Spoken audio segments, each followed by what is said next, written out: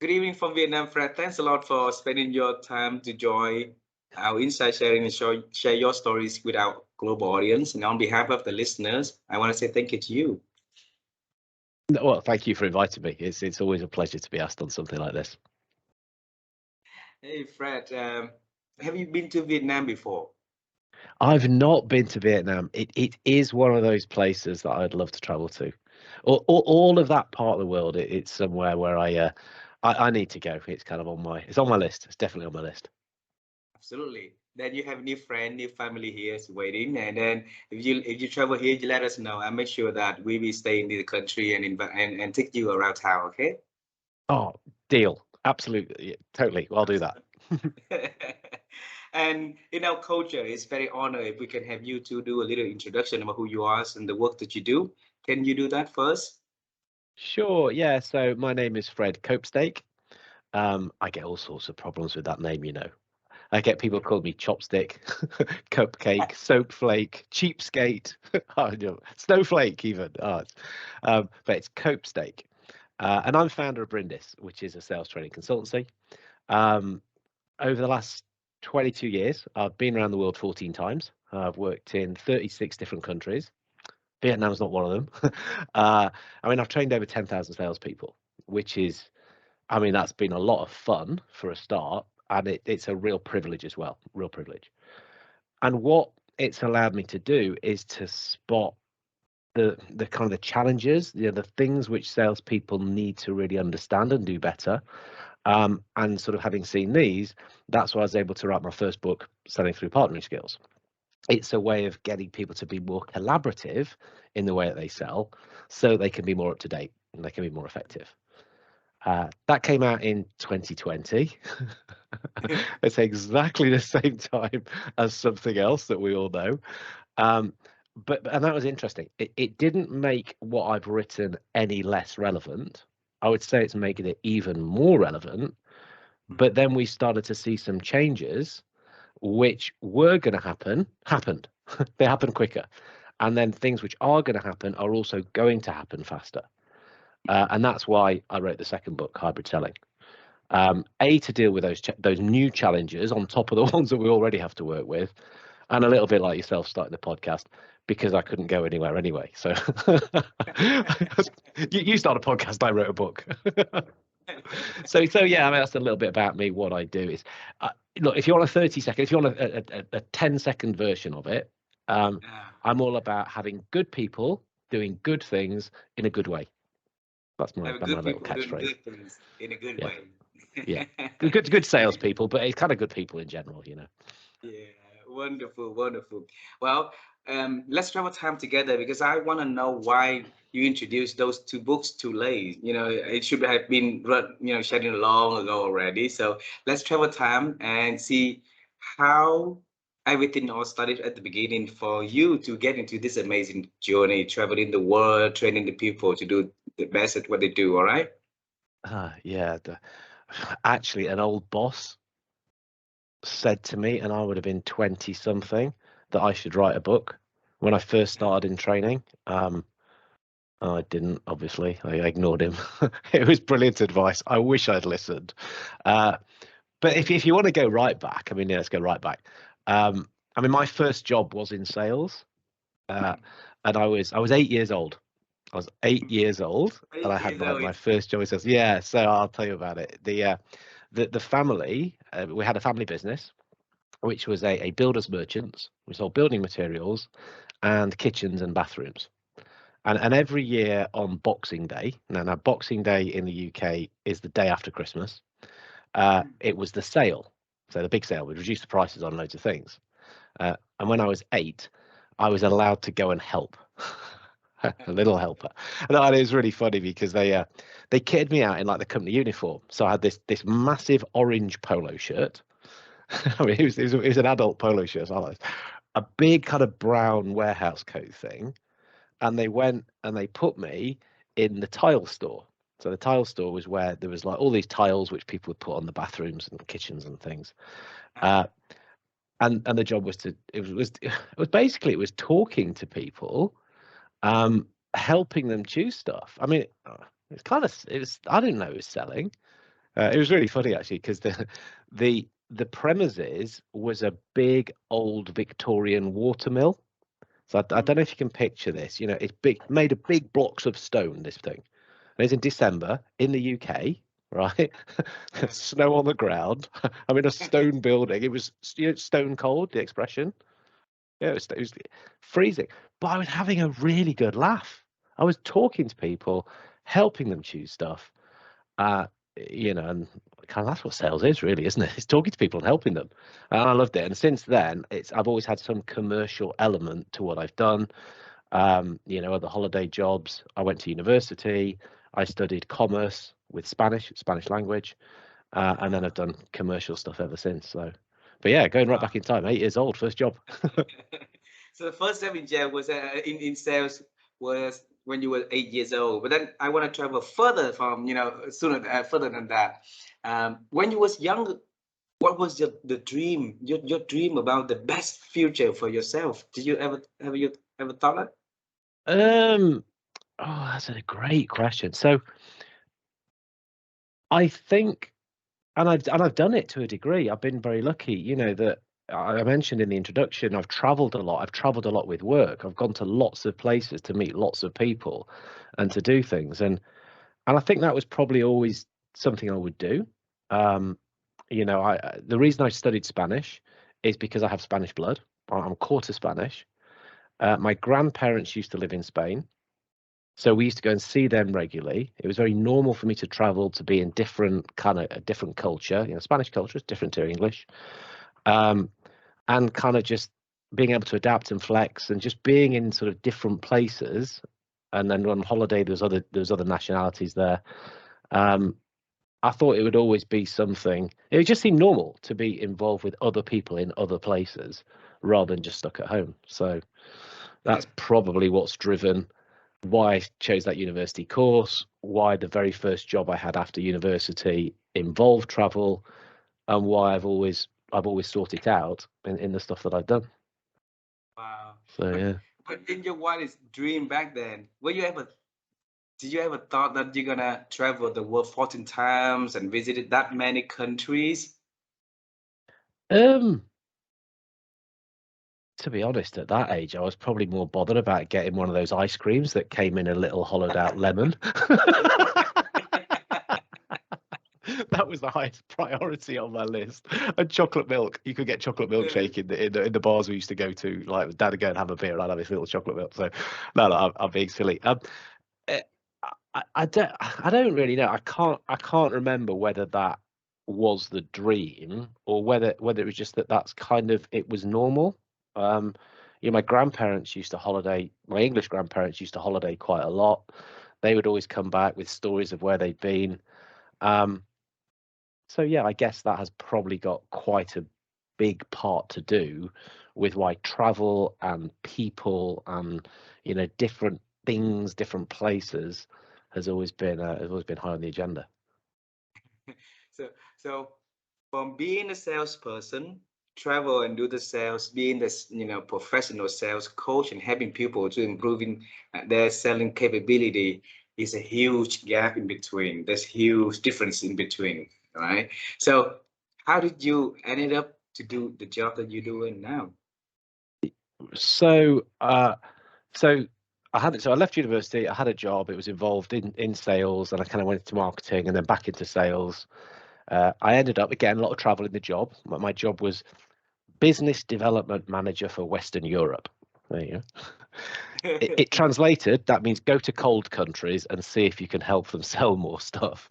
Um, and so I was traveling then, and part of that was doing training. So I would do product training, which was funny because I didn't know a lot about the products I was supposed to train people in. They were engineering products, and I'm not an engineer. You know, I'd learnt enough to train about them. Certainly helping them with sales and key account planning, and I like that side. I did really enjoy that. And I went to a training course. I was on the training course myself, and I thought, hey, this is cool. I enjoyed this. So I wrote to the training company and said, hey, I can do this job. And they said, come and speak to us. And I thought, oh, excellent, cool. Hey, I'm the man, you know. And I got there. They said, right, do you know what you think you can do? You can't. you're completely unsuited for that. It's quite, why am I here then? But your timing is incredible. We are about to advertise a new job, and the person we were looking for is absolutely your profile. It's somebody who is going to take our flagship course, The Fundamentals of Selling, The Essentials for Success, it was called. And we want them to take this course and to love it. We want to rewrite it. It's delivered a couple of times a month. People come in. It was an open course. People come from different industries. And we want somebody of a profile that's closer to the people on the course. You know, so it's people's first ever sales course. You've done 5-6 years in sales, so you're closer to them. They can respond to you. You will be ideal for this. So yeah, timing was kind of lucky, and so yeah, I ended up working with them, which allowed me to really start to fine tune and to get better at how I train salespeople. It gave me the time to really understand sales more and to make sure that whatever I was doing was the most up to date, the latest piece of sales thinking. And that's something that has stuck with me ever since. You know, I'm always pushing forward, pushing forward. Is this the latest? Is this the latest? Again, to the point that now when I'm pushing it forward, this is what I'm doing. People are training stuff, people are doing stuff which isn't working, it's not right.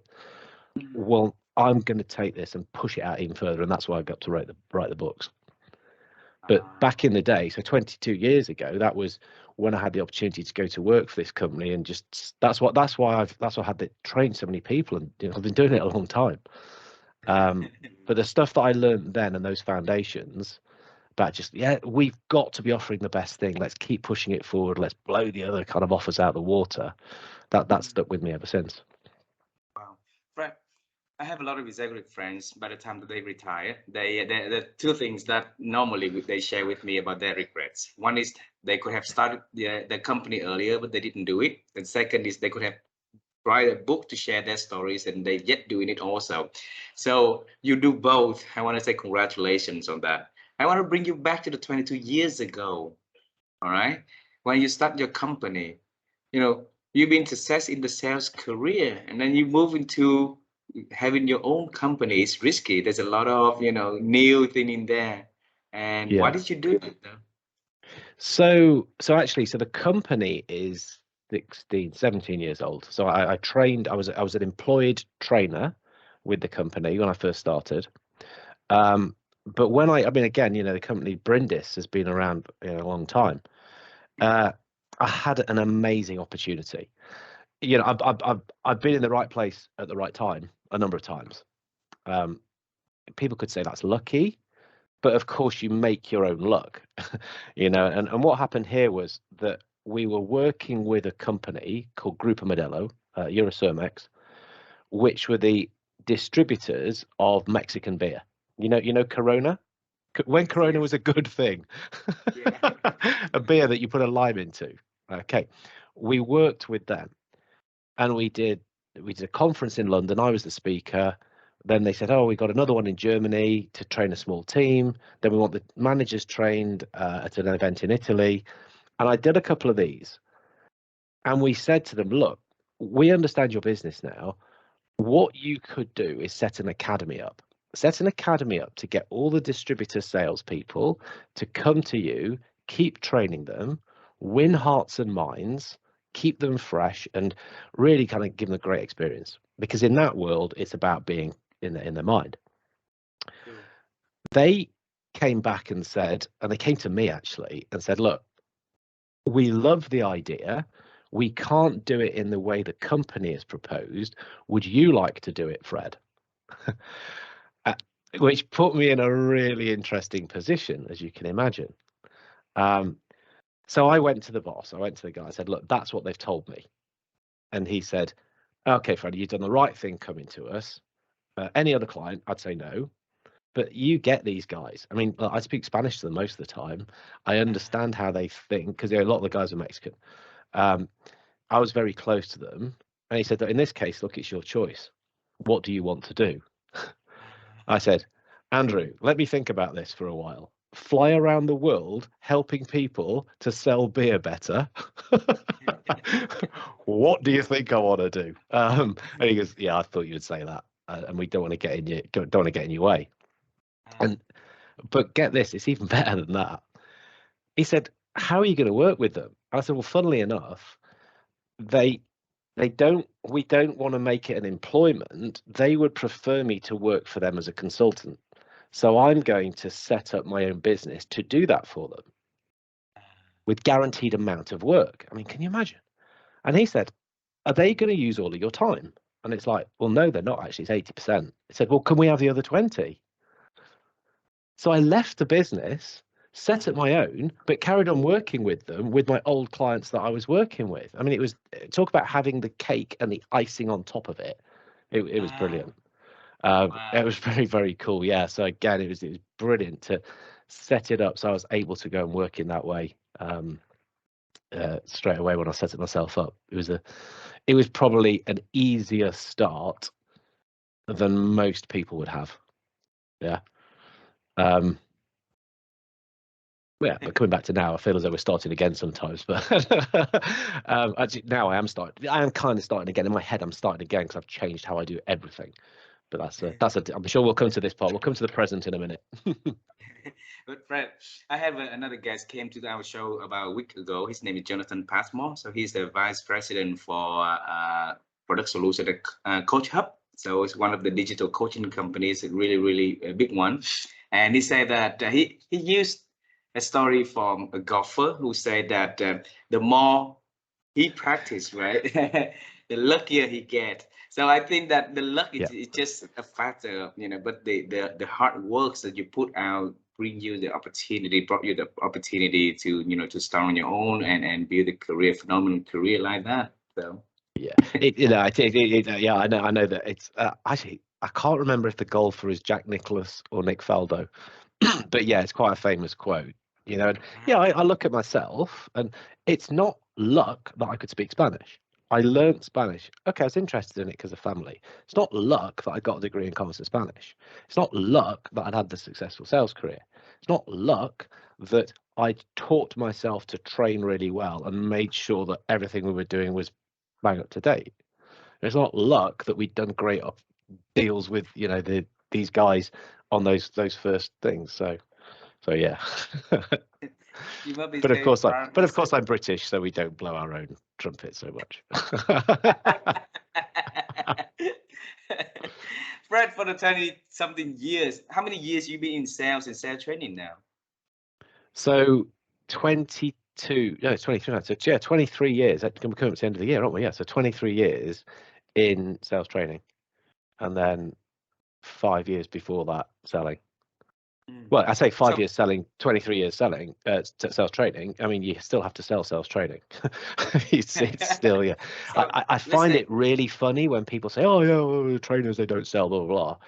Okay, some employed trainers in companies might not, but when you're doing your own business, you are selling all the time. so what keeps you the energy and the enthusiasm to do this job for that many years, right? Um, it's it's interesting. I mean, look, it's good fun. I've been to some brilliant places. I've been to some places which aren't so brilliant, but that's still kind of interesting in itself. I've worked with a lot of great people. Um, and I think it is fair to say that I do like making a difference. And I'm finding actually, as I'm getting a bit older, that's becoming a bigger driver for me as well.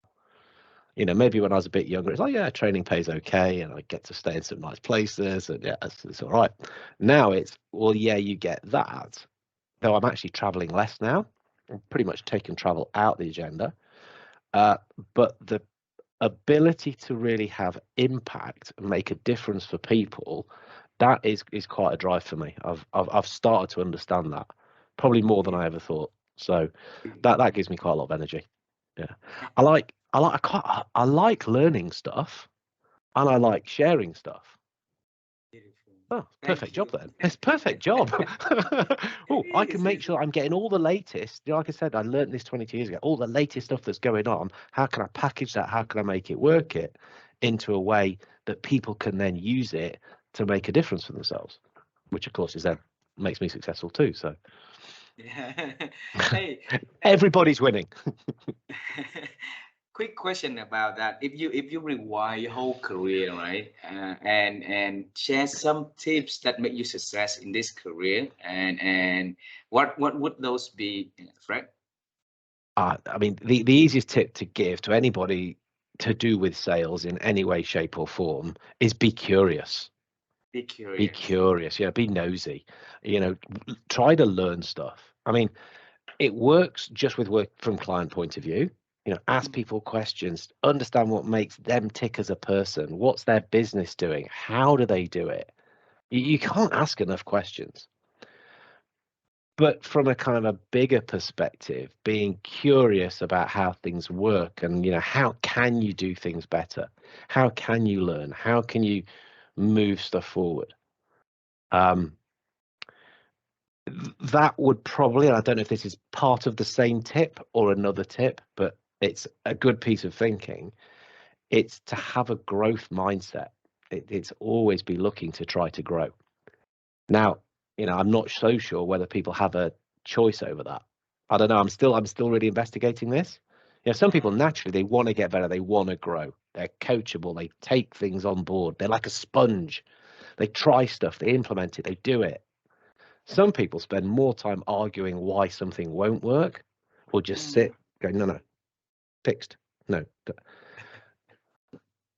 And so again, let's move it into another tip. It's almost like be selective. And I didn't do this very well. This is again something new. Be selective of the kind of people you hang out with. And you probably heard this from other people that you become the people you hang out with are going to kind of have an impact on how you are. So certainly from that point of view, and I've started to be very, very aware of colleagues and the people that we can bring our own levels up. Mm. But from the point of view of a salesperson, it's be selective with who you want to work with. You know, Ah, I I spent too much time trying to save people. I used to have long hair, really good long hair. But I think I pulled it all out when people who I'm trying to help didn't want help. And I'd spend time and effort trying to save them. And this was at the expense of, yeah, not just my own energy and my own sanity, the people who did want help and we could have done more with to make them even better. So I now I see. get a lot more selective. It's like, okay, if you don't want this, fine. I'm not going to try and force this on you. There's plenty of people that do need help, and we do need to spend the time and effort making them as good as they can possibly be. Beautiful. So Yep. yeah, it's quite a lot. And that's a mixed up. Be curious, be selective. um, yeah, focused. I think that the be selective is also something that I need to be working on myself also, because thanks for the advice. I'm gonna practice that. It's a tough one. It is a tough one. And I say I've really started thinking about this more and more recently. And when you start to stand back and reflect, and you realize that hanging out with certain people isn't particularly helpful for you, and that you've almost like got to cut those ties or just do it less, it's quite tough. Mm, But the benefit of doing it is you've got more time to hang out with people that are more beneficial for you, and actually you do become happier for it, I think. So mm. it's one of those easier said than done pieces of advice. So, so if we really wanna do that, where can we take, like the first step to doing that, Fred? um I guess it's awareness. As with many of these things about getting better, getting better at sales, getting better at golf, getting better. It's just being aware of the things that you can do to achieve that. And so just again, questions. I've already talked about questions. Asking yourself stuff like, hanging out with this person or, doing some of these things I'm doing, are they really actually helping me? And I'm not saying that we become complete killjoys and we sort of eliminate every piece of fun, but I'm realizing it's far more fun to be getting better at stuff and moving myself forward. So um, it's just awareness. It's just stopping and thinking a little bit. Beautiful. And don't try and do it all at once. Don't just go, right, list of friends, in, out, yes, yes, no, no, no, no, no, oh, no chance. Done. There we go. That's like Yep. afternoon's work done. No, it's not quite like that, but it's, and being a bit more aware of like, okay, well, these guys over here, they seem to know what they're doing. They look like cool folk to be associated with, to hang out with, and to get involved with. And it's getting involved in that way. Beautiful. So now move to the stage where you work when you start writing the book. I want to know, what was inside of your head back then that you decided to write something. Um, so I came across this concept of a thing called PQ. PQ. Right. So I'm sure you've come across IQ and EQ, emotional intelligence. Probably not PQ. PQ is partnering intelligence, partnering skills. So it's not something I've made up. I'd seen that this guy had written about it, a guy called Steve Dent, who was looking at businesses and businesses forming alliances. You know how the airlines, they came together, didn't they, in the kind of the 80s, 90s, and they built these. And they were going to him and saying, how can we do this better? And long story short, he said to them, well, organizations don't partner, people do. These are Mm, people skills which will be at the core to success. And he then studied the skills involved in partnering, identified 6 skills which can then be measured, they can be learnt, they can be developed, and said, look, if we get better at this stuff, we'll get better at partnering. So I was looking at these and I thought, well, forget partnering as in like, channel partnerships and that kind of stuff, which the sales world loves. Every single sale this is relevant to, every sale. Because when you look at what these 6 things are, if you start to think like that, you're going to sell better. You're going to move into the sort of the more modern way of selling, which is to be more collaborative. So it's easy to say, oh, collaborative selling. Yes, but how? Well, it's to think like a partner, whether they're a partner or not. So if you understand these 6 things, you can bring them into the way that you sell, and you can then start to apply that. And what you will end up saying and doing and how you work is way more attractive, and customers love it. Customers like it a lot better. So I thought, well, okay, this is great stuff. We need to then model how that can get involved in sales, so we can take the stuff that's gone on before, ah, because there is some good stuff from before. There's some rubbish as well.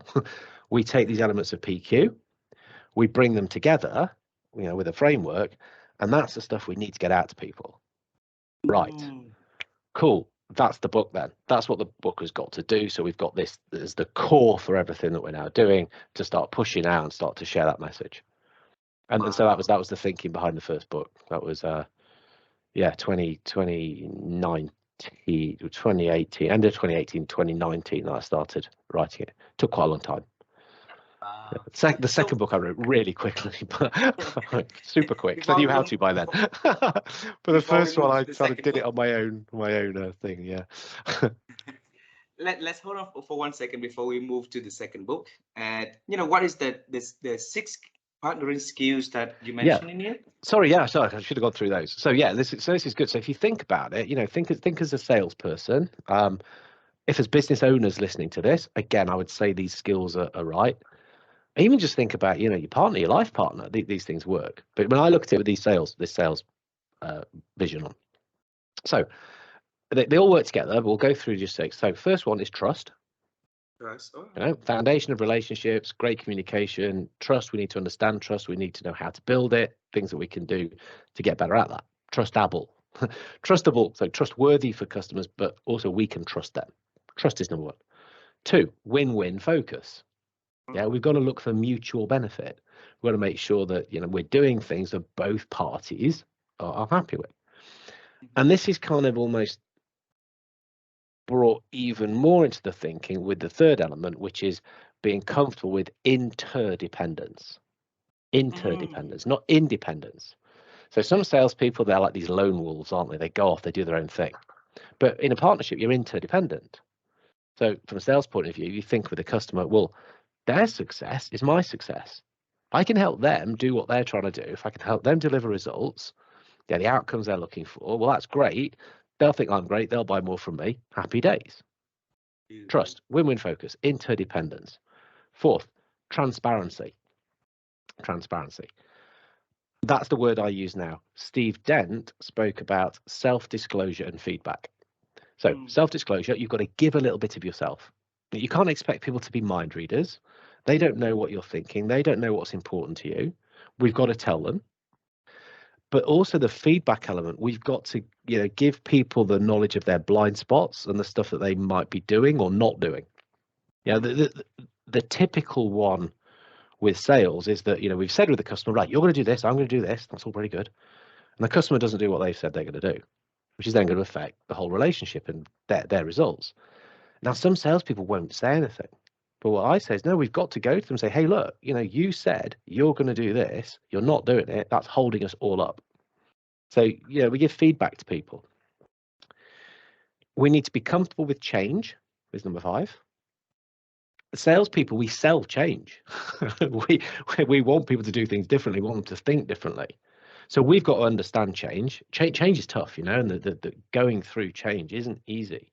We've got to recognize that from the customer's point of view, the journey that they'll go on, how they respond to it. And we've got to be able to change ourselves. Otherwise, we have no right to talk about it. And then the 6th element is future orientation. So looking mm. towards what it is we're trying to achieve, having a goal, having a vision. And then with our customer working towards that. Too often we're looking over our shoulder, aren't we? We're looking backwards. You've been talking about time all the way through this. In the past, this happened in the past, in the past. We learned from the past. Yeah, that's interesting. But if we're trying to achieve something, we need to be looking forward and starting to think about, well, what are the steps to get there and how can we make sure that we achieve that and drive towards it? So, Beautiful. so I mean, those 6 elements, when I came across them, they were just like, wow, this is every salesperson. Let's Mm, bring this into the way in which people think. That's going to get them right up to date. That's the way we need to work. So mm. collaborative selling, that's how to collaborate better, is the sort of the thing that I'm always talking about. If Fred, when you read the Look, the six, even on my coffee cup, look, Freddie says PQ. when you read the sharing from Steve Den, right? Yeah. And that moment that clicked to you. A lot of we read a lot of people in life. We read a lot of things, right? But then we could not have that sparkling moment. So when you read the materials by Steve, what inside of you that ignite that eureka moment? I, I can't. I remember that I thought, hey, this is some pretty cool stuff. I mean, it jumped out at me. Um, but again, going back to, you asked me about it earlier.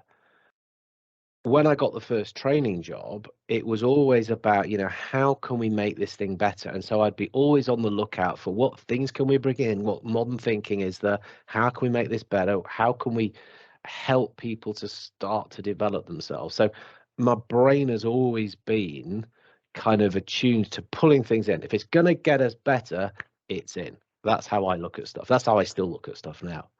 And of course, with the amount of change that's happening, there's so many things that we can do to pull into how we operate that it's an exciting time for people with a growth mindset, I would say. Absolutely, absolutely. Now get to the second book. The whole world is on the hybrid workforce at the moment, and then you wrote the book about hybrid selling. And this is the first time I also hear about the term hybrid selling. Can you tell me a little bit about that and how the journey that took you there? Yeah, well, of course, as when COVID hit, everyone was talking about hybrid this, hybrid that, hybrid the other. About hybrid selling. People were sort of talking about it. And what they were saying was, well, hybrid selling, it's a mix of when somebody is going out and visiting customers or is having meetings online, virtual.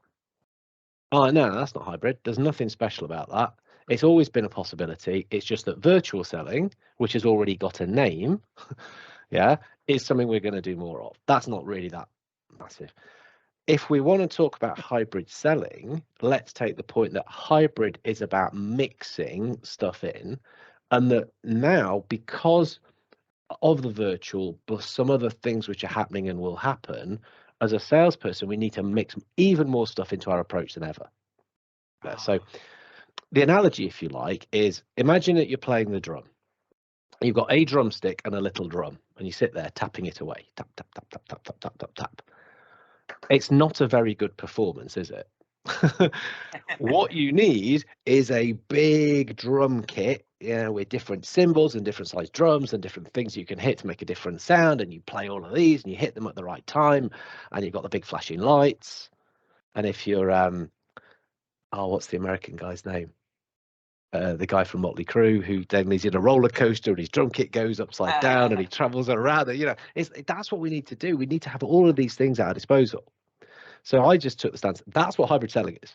I'm going to define it as this, because it's an interesting title, but that's what we need to do. And the salesperson of the future, because this change is now happening so fast, if you're not equipping yourself to be able to build that drum kit, get all those different pieces in place, you've got to be careful that you're not going to become irrelevant, because customers are demanding more. There are things that we need to do, how we need to operate, that there is so much more to it. So these virtual skills, yes, you need to have those. Opportunity management skills, really working out who's who in an organization, because decision-making units are getting bigger. COVID has meant that they're even bigger now. More people are involved. The more people are involved, the slower a decision gets. We need to lead customers. We need to guide them. We need to take them on their journey, because they're probably more scared than ever about what it is they need to do. We're in this VUCA environment: volatility, uncertainty, complexity, ambiguity. We need to deal with these things. We need to then make sure they're getting the outcomes we promised, the customer success management piece. So there's a lot that a good salesperson, if they put it all in place, they can future-proof themselves, they stay relevant. In fact, they become a very, very valuable person to have about. They're the ones that customers want to speak to. And so, again, maybe it's that mindset where I can see things happening and I can see what's going to be important. And I just thought, I know I've only just written a book, but this is where it goes to. It's like, of that drum kit, book one, the collaborative of thinking and that approach, that's the foundations. That's the sort of the two main drums you've got. But then building all the other bits around it, that's what hybrid can then build in. And so that's what that model starts to help people do. If you can pick one chapter in the book, which is your favorite one, and I know the question is not fair, but if you can pick one, which one of the chapter and what is that about? Well, I finished it, last one. The end. Yes, done. No more writing. No, I'm being silly.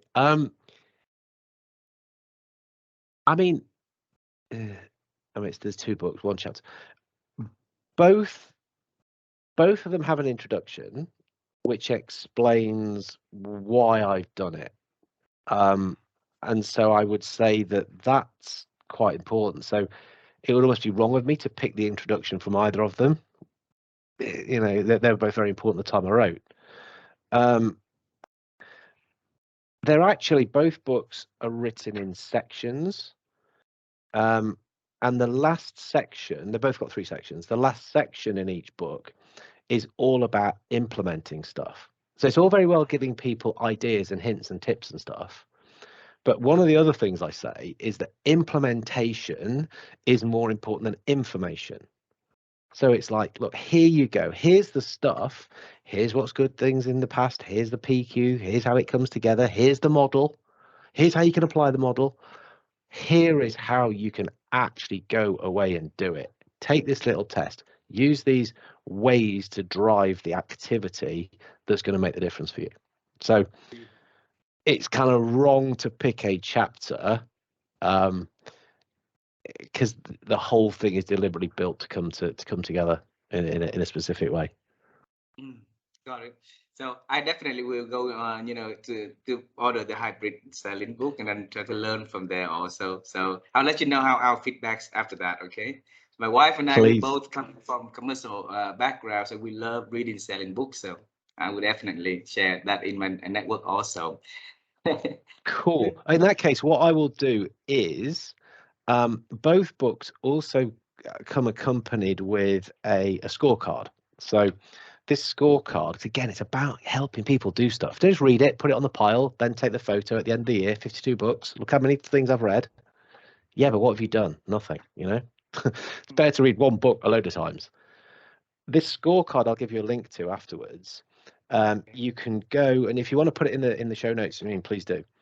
You can go, and what you can do is it asks you a bunch of questions, 35 or 36 questions, I think. Simple to answer, yes, no, just for speed. A couple need a bit of a between 1 and 5. What that will do then is that will then generate a report specifically for you, because it's got this dynamic content behind, which then says where you are now in relation to what hybrid good selling looks like, and so some of the things that you could do to get yourself up to speed on that. And it just gives a couple of little sort of ideas that you can take away. And then you go and you go, oh, that's really cool. This guy's must have written a really good book. Then you go buy the book, and then you come and speak to me afterwards. But yeah, but no, I'll certainly I will send you the link to the hybrid selling version of that. Absolutely. And when I receive it, I will make sure that it's on my to-do list in priority, to do it right away. Okay. Takes 5 minutes. Takes 5 minutes to be like, well, do it quickly. Do it kind of the kind of the gut instinct answer. I mean, you could also go back and do it and say, actually, every single one of those questions make me reflect, and they're asked for a reason, aren't they? Yes, they are, because there's stuff to do in the book about what good selling is about. So you could sit and listen and kind of use each of those questions to reflect on every single day. 30 questions, 30 days. Month of getting better. Absolutely. I'm all about driving action. I'm all about making people think and do stuff, not just like, hey, here are some things. So yeah, that's good, because that is my company is all about. We have a company called Ideas Executions, and the reason is I hate ideas to be idling and just think about it. The execution part is important. So you'll love it, and you like stories. So hybrid selling, the first section is a story. Absolutely. It's a story about two salespeople, Harry and Larry. Harry and Larry, they get together, they have a conversation, they have 6 conversations, 6 chapters. So again, people respond to stories. You know that. That's why you ask about stories. So it's it's thought about how we can get this stuff into people's heads and them doing stuff as well. Yep. I have 2 last questions for this conversation. These are always the tough ones. Right, let me get comfortable. You mentioned the word thinking numerous times during our conversation today. Right? Yeah. And thinking to us is very important. My wife and I, we have been in the quest to look for the answers from experts, how they think, so that we can share with people. And then if anyone will listen to that conversations and can pick something to reflect, to implement, so that they can improve their ability to think, that would be wonderful. So Fred, over the years, how have you been helping yourself to expand your ability to think? Expand my ability to think. Would it surprise you if I go back to a previous answer and say be curious? I know it's gonna be. Well, no, but it is. I mean, it's when you confront her with something, it's kind of like question it. And a good way to question something is to say why, and with an answer to that, say why again, and an answer to that, say why again, and like 5 whys is a well-known technique for helping yourself to think. So just questioning stuff. And the other big one I would say that I know salespeople don't do this enough: give yourself time to think. Oh my God. Thinking is a really valuable thing to do. But sometimes, and funnily enough, this is one of the challenges that I talk about and why I wrote the first book. Salespeople have this busy attitude. They go running around, they're doing lots of stuff. Oh, rush. Yeah, doing. But the stuff they're doing often doesn't work. And because it doesn't work, they have to do more. And they throw more good time after bad time, because they won't just stop and say, whoa, hang on a minute. What would be the best way to do it? So thinking time, there's nothing wrong with that. Planned into your diary to be thinking about your account, thinking about how you're going to work. And then, you know, taking holidays, taking vacations, and just sometimes just letting your brain go, you know, that's not something. There's something else that I do, and I think you'll like this actually if you and your wife are into this. There's something else I do to stimulate my thinking. I have a coach that I speak to every morning and every evening. Oh, Now you're thinking, oh, Fred, we can't afford this. People like you can afford a coach. My coach is a robot. I have a robot. robot coach.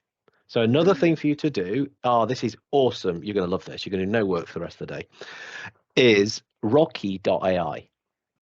Now, AI. Rocky is this coaching robot, coaching chatbot that uses artificial intelligence, uses language uh, to ask you questions, because questions stimulate thought.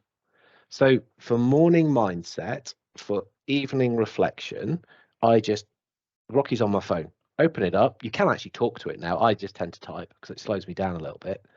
And Rocky will, having picked you pick a path that you want to really focus on. So maybe it's entrepreneurship, maybe it's prioritization, maybe it's resilience, wellness. Uh, mine's on focus at the moment, and it will ask you questions. You answer the question, then it's using the AI to work out what the next question that you need to receive to keep you thinking. It's a Wow. brilliant little piece of kit. Very, very cool. Yeah. I think you can have a week's practice with it, a week's playing with it, and it's not very expensive either. It's really not. Wow. It's very good. It's Absolutely. very good. Yeah, Rocky.ai. Rocky.ai. Have a look at that. Yeah. Absolutely. Thanks a lot for sharing that. I would definitely try it right after this conversation. Yeah, I love that, to know new things that, too.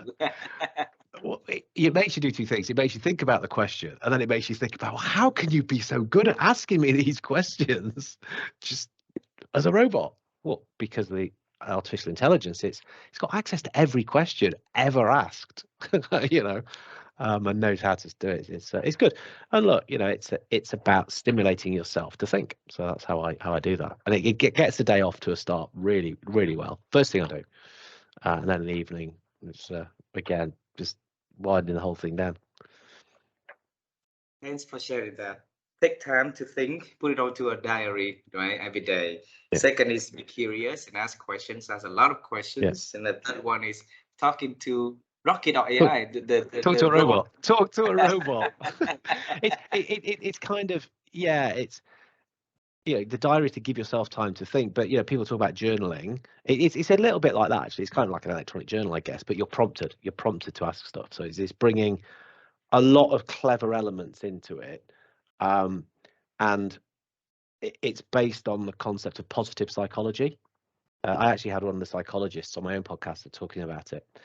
She says that, you know, psychology till 30 years ago was all about trying to fix bad things, until somebody said, well, actually, can't we use psychology for good and concentrate on more positive stuff? So this whole kind of, you know, genre of positive psychology. And so that's why Rocky asks questions in a certain way and is taking you on these specific growth paths that you're electing, or you know that are going to be good for you. So yeah, it's Wonderful. cool. Wonderful. I would definitely take a look at that. Thanks for sharing. I learned a No, lot it's of a good pleasure. things tonight. I can't help it. I Hey, told you, I like learning and sharing. the last question today, Fred, is about the future, right? So we knew you started your career in selling at the years of 8, and right, Yeah. and then get into the career of selling, and then get into marketing, back to sales, then got an opportunity. You say that out of luck. To us, it's not luck. Luck just a It's piece of, it's you doing that, you making that luck for you to go into the career of training and coaching people, travel the world, and it's so beautiful. But yet being to Vietnam, all right. So you need to go into Vietnam. I do need to go to Vietnam. Yes. So the question now, we go into the future a little bit.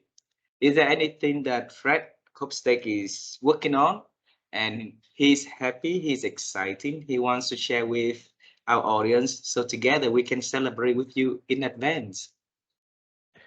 Yeah. So over the last 18 months, partly because the pandemic forced it, but partly because I knew that I needed to change the way I do stuff.